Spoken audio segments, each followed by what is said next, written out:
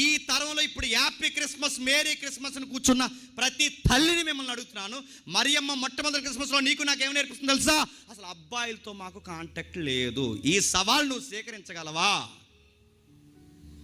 Christmas వేదికల దగ్గర కూర్చొని క్రిస్మస్ హడావుల్లో తిరుగుతూ ముసుముసులు నవ్వులు నవ్వుతూ ఇక్కడే సాటకిలు చేస్తే నువ్వా క్రిస్మస్ చేసేది అని అడుగుతున్నాను నేను.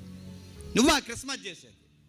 నీ ముసుముసు నవ్వులు ఎవరికి, నీ సాటింగ్లు ఎవరికి? ఇక్కడికిక్కడే గాలివాటపు పనులు చేస్తే మీరా క్రిస్మస్ చేస్తుందని బైబిల్ అడగదు? ఏమి నవ్వుతున్నావు? ఆ నవ్వుకి అర్థం ఏంటి? దీనికి అర్థం ఏంటి? ఆ అబ్బాయితో ఎందుకు మాట్లాడుతాం, ఈ అమ్మాయితో ఎందుకు మాట్లాడుతాం? అడుగుతాడు అడగడా?